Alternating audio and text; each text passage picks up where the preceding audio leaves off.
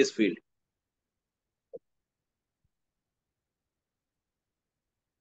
तो बेसिकली ये है कि 1986 से मैं ये फील्ड में आया।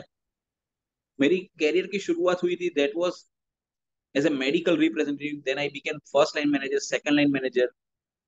आई had a 24 years experience of last 24 years I would say out of 37, कि जो मेरा पूरा मेडिकल और स्पेसिफिकली यू कैन से कि नेचुरल मेडिसिन उसके ऊपर ज्यादा रहा।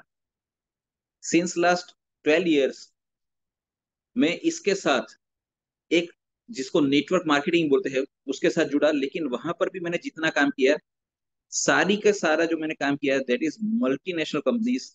और मल्टीनेशनल कंपनी में भी सिर्फ और सिर्फ हेल्थ केयर के ऊपर काम किया। And all that products were technical products. ऐसा कोई छोटा मोटा प्रोडक्ट के ऊपर मैंने काम नहीं किया जहां पर उसकी बात करने में मजा आए, आपको सुनने में लगे कि कुछ नया सुनने को मिला, कुछ नया जानने को मिला। And this is where we can change our lives, right? तो एज रेनू मैडम सेड कि we are going to talk on stem sales.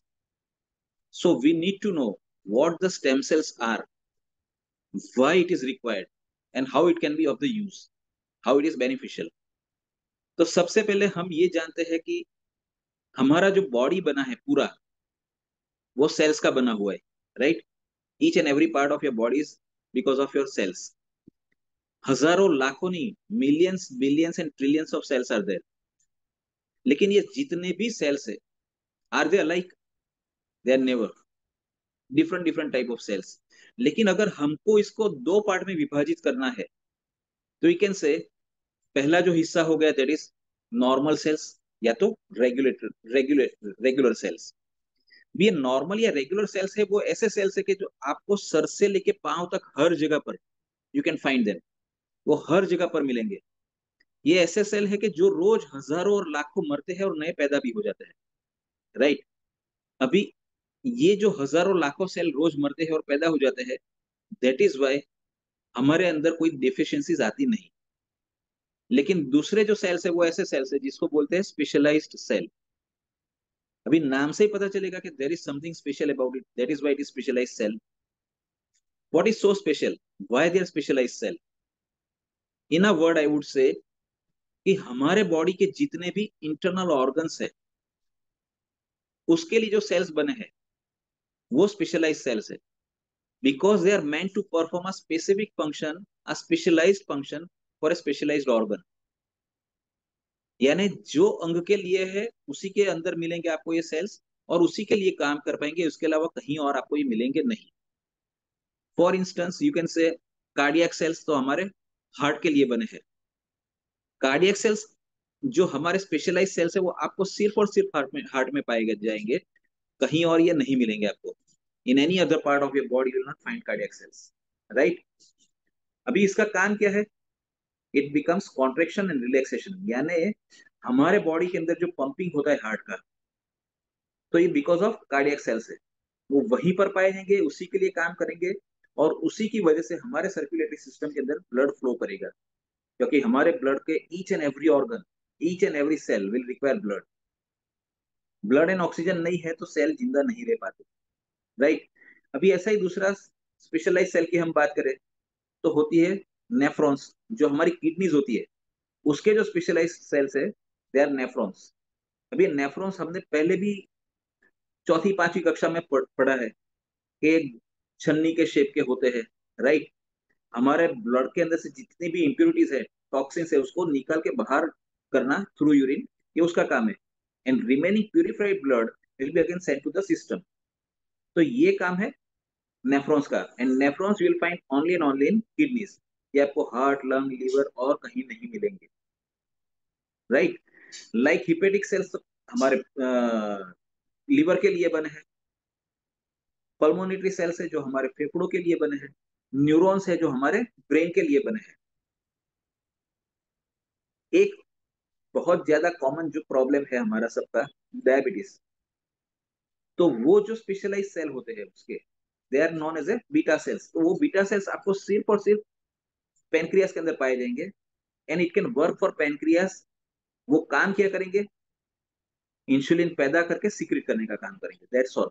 It will be found only and only in pancreas, कहीं और नहीं मिलेंगे। तो this are the specialise cells. अभी ये specialise cell का एक सबसे बड़ा प्रॉब्लम क्या है कि ये specialise cell, unlike all other cells, ये अगर एक बार डैमेज हो गया या डिस्ट्रॉय हो गया, तो ना तो ये रिपेयर हो पाता है, ना ही ये नया बन पाता है। And that is why all that diseases which are generated with in your body, तो ये कभी भी आपके क्योर नहीं होते, they are all life time diseases. अभी इसी के ऊपर बात करेंगे कि सीधी सी बात, जैसे मैंने डिसीज की बात की, तो हमारे बॉडी में डिसीज आने के तरीके कितने हैं? There are only two. One is externally acquired diseases, यानी बाहर से जो चीजें हमारे बॉडी के अंदर आती है वो डिसीजेस, राइट? मलेरिया ले लो, टाइफाइड ले लो, कोलेरा ले लो, राइट? जॉन्डिस ले लो, बहुत सारे, ट्यूबरकुलोसिस, ये जितने भी डिसीज बाहर से हमारे बॉडी के अंदर प्रवेश करते हैं, वो सारे के सारे they can be treated, they can be cured win a very specific time frame, कि इसको 5 दिन की दवाई लगेगी, इसमें 7 दिन की लगेगी, इसमें 15 दिन। पैराटाइफाइड हो गया तो 15 दिन तक लगता है। ट्यूबरकुलोसिस है, you take a regime for 6 months, लेकिन you can get rid of tuberculosis also, TB. तो जितने भी रोग बाहर से हमारे बॉडी में आते हैं वो सारे के सारे ट्रीटेबल डिसीज है, दे कैन बी क्योर्ड। लेकिन उसके सामने ये देखो, आप मुझे एक ऐसा रोग नहीं बता सकते जो बॉडी के अंदर से पैदा होता हो और you can treat them, you can cure. May it be a blood pressure, may it be a diabetes, may it be a thyroid, may it be a CKD यानी किडनी का इश्यूज, या न्यूरोलॉजिकल डिसऑर्डर्स, या cardiac related issues, ये जितने भी हमारे body के अंदर से डिसीज पैदा हुए, all that diseases are not very difficult to cure. They are practically not curable diseases. You have to live entire life with them. They are your total 100% accompanying partners. अभी ये क्यों होता है कि हमारे बॉडी के अंदर से पैदा होने वाला रोग क्यों क्योर नहीं हो पाता? Let me be very frank and tell you, जिसको हम डिसीज बोलते हैं ना, वो practically they are not disease, they are the disorders of the organs, they are the disorders of the organs. Diabetes आया क्यों आया? Because your pancreas is not properly working. उसके बीटा सेल्स जो डैमेज हो गए, तो अभी जितना इंसुलिन उसको पैदा करना था वो नहीं कर पाएगा, and that is going to be life time. क्योंकि मेडिकल साइंस में क्लियर है कि एक बार जो आपका स्पेशलाइज सेल डैमेज हुआ वो रिपेयर नहीं होगा, ना तो नया जनरेट होगा। सो जितने भी डिसीज अंदर से पैदा हुए, they are all life time disease.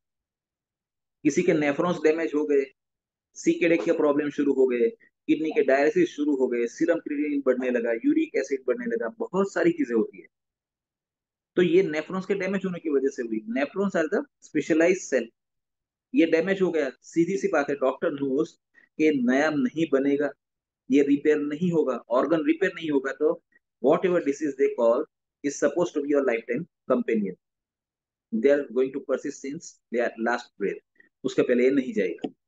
उसको मेडिसिन से आप कंट्रोल कर सकते हो, लेकिन उसको क्योर नहीं कर पाते, राइट?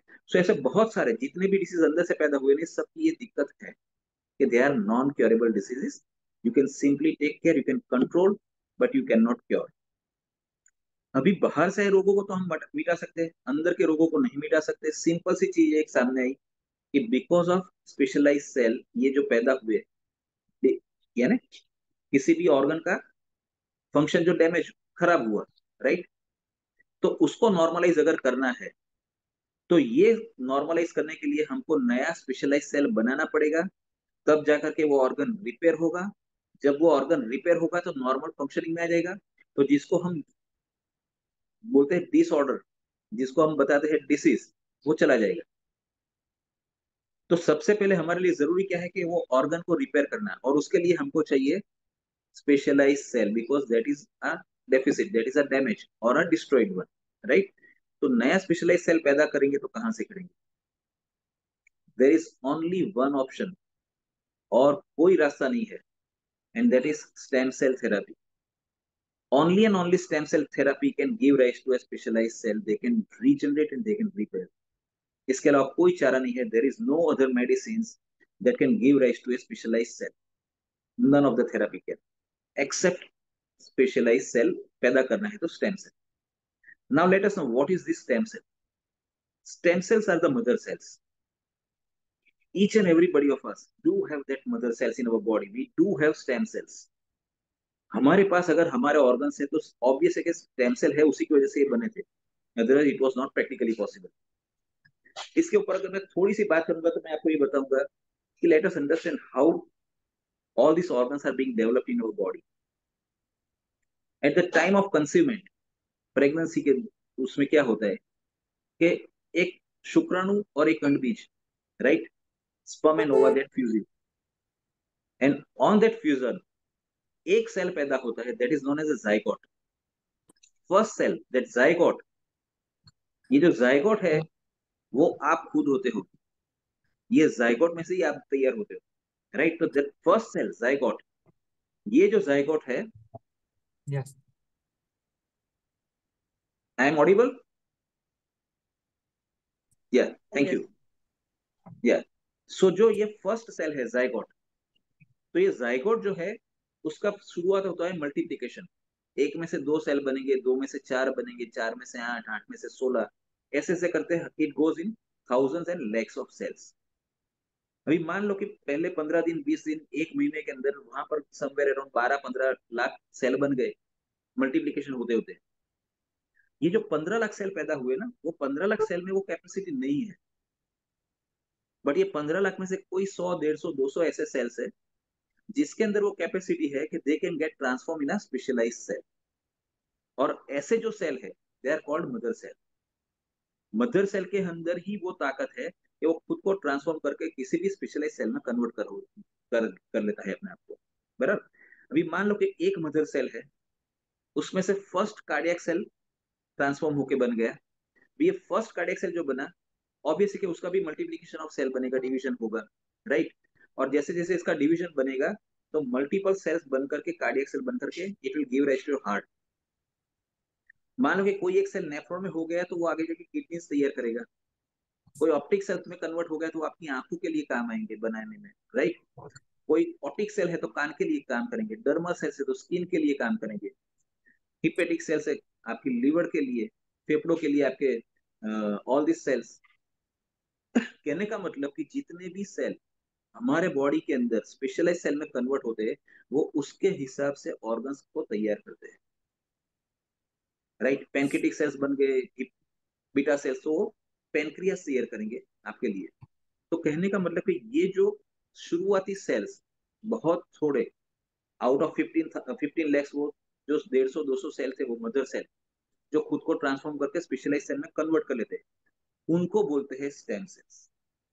सो सीधी सी बात है कि हमारा बॉडी ऑर्गन से बना हुआ है, इसका सीधा मतलब कि अगर हमारे बॉडी के अंदर ऑर्गन है तो स्टेम सेल की वजह से तो आए हैं। So each and every of us we do have our stem cells, but the only problem rise is कि ये जो स्टेम सेल्स है हमारे, वो सारे के सारे स्टेम सेल्स इनएक्टिव है या तो डॉर्मेंट कंडीशन में है। At the time of delivery, जब ये मदर और बच्चे के बीच की जो अम्बिलिकल कॉर्ड, जिसको हम लोग नाड़ बोलते हैं, गर्भनाड़, राइट, उसको जब कट करते हैं उसके थोड़े टाइम के अंदर मदर एंड चाइल्ड दोनों के स्टेम सेल्स ऑटोमेटिकली डॉर्मेंसी में चले जाते हैं, and then they become dormant for life time. And that is why stem cells हमारे बॉडी में होते हुए भी हम स्पेशलाइज सेल को जन्म नहीं दे पाते, नया रीजनरेट नहीं कर पाते। क्यों? Because all this are inactive. अभी हमको इसको एक्टिव करना है तो we have only few options available. या नया स्पेशलाइज सेल बनाना है तो एक ऑप्शन हमारे पास है कि हमारा एक्टिव नहीं है तो बाहर से जो एक्टिव है स्टेम सेल, उसको ला करके हमारे बॉडी में इम्प्लांट करो। मान लो कि अगर किसी को डायबिटीज है, स्टेम सेल्स ला करके उसके पेनक्रिया के अंदर उसको इम्प्लांट किया गया, तो पेनक्रिया के लिए वो बीटा सेल्स जनरेट करेगा, पेनक्रिटिक सेल्स जनरेट करेगा, which in turn will repair the pancreas, and repair होने के बाद पेनक्रिया नॉर्मल अपने फंक्शनिंग में आ जाएगा। यानी जितना इंसुलिन पैदा करना जरूरी है वो उतना इंसुलिन भी पैदा करेगा, and at the same time जो डायबिटीज आया है वो भी चला जाएगा। नेफ्रॉन्स किसी के डैमेज है तो वहां पर नेफ्रॉन्स भी वो पैदा करेगा, तो जो भी डेफिसिट आया वो चला गया। Now your organ is repaired, it will come into normal functioning. Neuron के लिए भी ऐसा ही है, आपके ब्रेन के अंदर जो भी है डेफिसिट्स, यानी जितने भी न्यूरॉन्स डैमेज हुए थे वो नए पैदा हो सकते हैं, लेकिन उसके लिए आपको वहां पर इम्प्लांट करना पड़ेगा। अभी इम्प्लांट करने के लिए आपके पास चाहिए stem cells. As I said के जो स्टेम सेल्स है वो प्रैक्टिकली इजीली अवेलेबल नहीं है हर एक के बॉडी में है, लेकिन वो जो है they are all in dormant conditions. तो वो जो बर्थ होता है at the time of birth बच्चे का, तो माँ और बच्चे के बीच जो गर्भनाड़ होती है अम्बिलिकल कॉर्ड, तो वो अम्बिलिकल कॉर्ड में से स्टेम सेल्स को लिया जाता है। पहले ये सिस्टम नहीं था। In last 8-10 years this technology has come in light. तो अभी ये हो गया कि मान लो कि किसी का डिलीवरी है तो डॉक्टर आस्क यू कि भाई आपको स्टेम सेल्स प्रिजर्व करने हैं। इफ यू से yes they will call a person. अभी स्टेम सेल्स को रखने के लिए बैंक्स आ गए हैं। They will come, they will collect. तो गर्भनाल में से उसको कलेक्ट करके लेके जाएंगे -196। नहीं बोलते एज नहीं यू हो, नो। नहीं बोलते हैं बस बस। हेलो। मीना जी आप म्यूट कर दीजिए अपने आप को। नहीं नहीं नहीं, no problem, no problem, no problem. तो बेसिकली ये होता है कि जब 196 माइनस में ये रखा जाता है तो it can be kept for 25 to 30 years। यानी 25 से 30 साल तक इसको हम प्रिजर्व कर सकते हैं।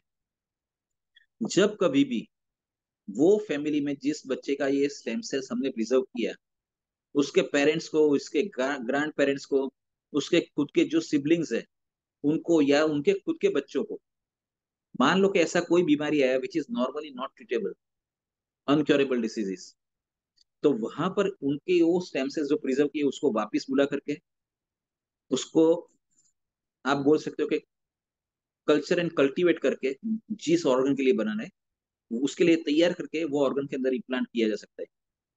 और जब वो इम्प्लांट होगा तो आपका body once again it will give rise to specialise cell for that organ. और आपका ऑर्गन नॉर्मल हो जाएगा, रिपेयर हो जाएगा। जो डिसीज आया है which is not practically disease, which is disorder of the organ, that can be remove, that can be eradicated, and your normal functioning will be there, right. तो जो रोग आया था वो निकाल सकते हैं अपन। So all that diseases which medical sciences can not be treated और क्योर्ड, तो उसके लिए the only therapy available is a stem cell therapy. इसके अलावा there is no other option available as on today. बराबर। बहुत सारे किस्म के स्टेम सेल्स होते हैं, we don't go into that details. लेकिन yes, one thing is always there, stem cell है तभी जाकर के स्पेशलाइज सेल बन पाएंगे। स्पेशलाइज सेल बनेंगे तभी जाकर के आपका ऑर्गन का रिपेयर पॉसिबल होगा। जब वो पॉसिबल होगा तब जाकर के आपका ऑर्गन फुल्ली फंक्शनल होगा। और जब वो फंक्शनल होगा तो वॉट एवर डिसीजेस जो प्रैक्टिकली तो मैंने बताया डिसऑर्डर ऑफ द ऑर्गन है, that can B wiped out and you can be in a normal health conditions. अभी बहुत सीधी सी बात कि जैसे मैंने बताया कि एक रास्ता तो ये था कि बच्चों का स्टेम सेल निकाल करके हमने प्रिजर्व किया है, उसको इम्प्लांट किया, we take care of that disease, उसको निकाल सकते हैं। लेकिन क्या लगता है वो कितना पॉसिबल है? It is very difficult. जितने भी लोग जूम में बैठे हैं, I believe out of them almost 95-99% people they have not preserve there stem cells. मैं खुद ये फील्ड में हूँ 37 ईयर्स से। माई एल्डर डॉटर इज 30, छोटी डॉटर मेरी 25 की है। अभी हमने नहीं किया। It was not that we were not willing to go for it. Only the problem was the technology was not available. तो चाहते हुए भी हमारे पास वो आज प्रिजर्व किए हुए नहीं है। बाय चांस किसी को जरूरत पड़ी, what are the possibilities, what are the sources available जहां से स्टेम सेल लेकर के उसका हम ट्रीट कर सकते हैं। तो स्टेम सेल के लिए सोर्स एक ही होता है। Whatever organism you choose has to have multiple organs, it has to be a living organism. और मल्टीपल ऑर्गन है और लिविंग ऑर्गेनिज्म है तभी उसी के पास स्टेम सेल्स मिलेंगे। तो ऐसे कौन हो सकता है? ह्यूमन बींग्स हमारे पास तो है ही, राइट। हमारे अलावा एनिमल्स आर द सोर्स, क्योंकि एनिमल्स के भी all that organs you have, they do have all that organs. तो उनके पास भी स्टेम सेल्स है, लेकिन उनके स्टेम सेल्स ह्यूमन बॉडी में काम करेंगे? द साइंटिस्ट रिसर्चर्स उन्होंने इसके ऊपर भी काम करके देख लिया। लेकिन ओनली द प्रॉब्लम इज कि whatever is the cellular structure of human body is different than the animal stem cell. अभी एनिमल स्टेम सेल का सेलुलर स्ट्रक्चर डिफरेंट है और ह्यूमन का सेलुलर स्टेम सेल का सेलुलर स्ट्रक्चर डिफरेंट है। So वो साथ में काम ही नहीं कर पाएंगे, मैचिंग ही नहीं होगा। मैचिंग नहीं हुआ तो इट विल बी रिजेक्टेड। जैसे ब्लड ग्रुप की भी बात करो, नॉर्मल सी बात, कि अगर एक एक आदमी का ब्लड ग्रुप बी पॉजिटिव है, एक आदमी का ब्लड ग्रुप बी नेगेटिव है, तो बी पॉजिटिव आप बी नेगेटिव को दोगे तो क्या होगा? It will not be accepted, या बॉडी विल रिजेक्ट। बहुत सारी दिक्कतें आ सकती है, सीधा उठ के जाना पड़ेगा आईसीयू में, ये हालत हो सकता है उसके अंदर। तो जो चीज हमारे बॉडी के लिए अप्रोप्रिएट नहीं है, बॉडी उसको एक्सेप्ट भी नहीं करता, राइट। तो कहने का सीधा मतलब कि जो हमारे बॉडी के साथ मैच करेगा वही काम करेगा। तो एक जगह वहां पर ऐसी भी है कि जिसके ऊपर किसी ने सोचा नहीं था, लेकिन एक बंदा जो यहाँ से काफी माइलों दूर, thousands and thousands of mile दूर, स्विट्जरलैंड में बैठा हुआ था, उसने आज से 27 साल पहले, 27 years ago he started thinking on this, कि अगर स्टेम सेल की इतनी जरूरत है तो it should be made available. Human के ह्यूमन को काम नहीं आ रहे, एनिमल्स के मैच ही नहीं हो पा रहे, तो और तरीका क्या हो सकता है? दे डिसाइडेड कि इसके ऊपर काम करते हैं। वो समय पे उसके दिमाग में एक चीज आई कि plants do have life, plants की भी लाइफ है, they do have different different organs, उसकी भी रूट है, स्टेम है, ब्रांचेस, सब branches, leaves, flower, fruit, seed, everything is there, and each of them they have perform different duties. यानी जो काम स्टेम का है वो उसके फ्रूट्स का नहीं है, जो फ्रूट्स का है वो उसके सीड का नहीं है, जो सीड का है वो उसके फ्लावर का नहीं है, जो फ्लावर का है वो उसके रूट का नहीं है। So when they are performing different duties, obviously उनके पास स्पेशलाइज सेल होने चाहिए, तभी तो वो काम कर पाएंगे डिफरेंटली। तो plants do have specialise cell, ये उसके दिमाग में सोच आई, started working on that. He work for nearly 15 years, और 15 साल में he could make it out, आज से नियरली कैन से 12 साढ़े 12 साल पहले, कि प्लांट्स में से उसने कैलस, प्लांट के कैलस में से स्टेम सेल्स डिराइव किए। अभी स्टेम सेल्स तो अवेलेबल हो गए, whether it will be really useful for human body, ये भी तो इंपॉर्टेंट है ना। स्टेम सेल्स तो मिल गए, लेकिन वो ह्यूमन बॉडी के अंदर काम कर पाएंगे कि नहीं? तो उसके लिए उसने he started doing clinical trials, बहुत सारे क्लिनिकल ट्रायल्स हुए। जब उसको ये पता चला कि ये ह्यूमन बॉडी के स्टेम सेल के साथ एग्जैक्टली मैच करते हैं, तब जाकर के पॉसिबल हो सकता था। There are thousands and crores of plants available nearby, हमारा बाजू में भी देखेंगे कहीं पर, thousands and thousands of plants are there, but out of them he could find only 7 or 8 plants कि जिसके कैलस में से जो स्टेम सेल निकलते हैं वो ह्यूमन बॉडी के स्टेम सेल के साथ मैच कर सकते हैं। Out of this he chose mainly two, Malus domestica and solar vitis. ये जो दो स्टेम सेल्स है that exactly resembles with the human stem cell, उसका जो सेलुलर स्ट्रक्चर है एग्जैक्टली मैच करता है। एंड जब ये एग्जैक्टली मैच करता है तो ऑब्वियस है कि वो अंदर जाकर के काम कर पाएगा। He started working on that, number of clinical trials were held, और जब बहुत सारे क्लिनिकल ट्रायल्स उसके सक्सेसफुल हुए, उसके बाद he started doing all that practices जो नॉर्मली हम लोग नहीं करते, बाहर के लोग करते हैं out of country. European countries वाले यही करते हैं कि उसको पहले तो उसने यूएस एफडीए में अप्रूव करवाया, बाद में उसका पेटेंट करवाया, and that product was patented as a PhytoCellTec. अब ये जो दो स्टेम सेल जो मैंने आपको बताया, Malus domestica and solar vitis, this are the botanical names, this are the technical और जेनरिक नेम्स। एग्जैक्टली है क्या? Malus domestica means it is a stem cells derive from the green apple. अभी आप सोचोगे ग्रीन एप्पल तो हर जगह मिलता है, इंडिया में भी मिलेगा, मलेशिया में भी मिलेगा, Thailand, you go to Nepal, anywhere green apples are available, but all the green apples are not alike, right? As we know, आज की अभी सीजन चालू ही है, आम आते हैं, mangoes, how many types of mangoes आते हैं?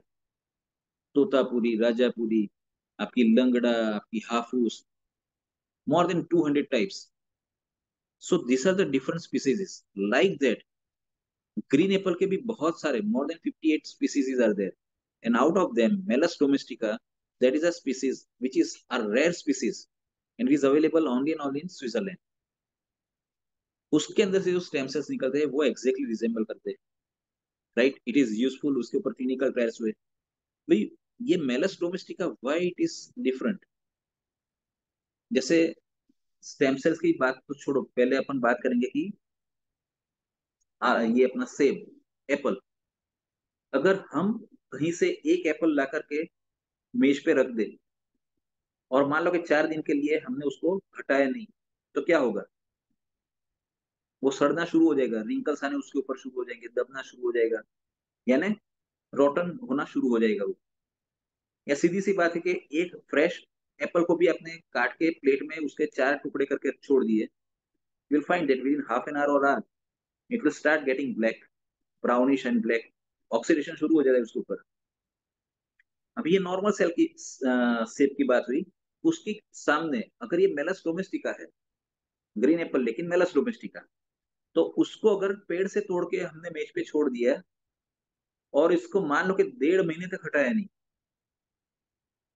कोई 2 4 5 दिन की बात नहीं कर रहा हूं मैं, फॉर अ मंथ, और फिर भी वो आप 1 महीने के बाद भी देखोगे it will be as fresh as day one. या आपने उसके 4 पीस करके प्लेट में छोड़ दिए, बिलीव मी, 1 2 घंटे के बाद नहीं, 3 4 5 दिन के बाद देखोगे you will find it is as fresh as day one. उसके ऊपर ऑक्सीडेशन की शुरुआत नहीं हुई। They have got a self healing properties, right.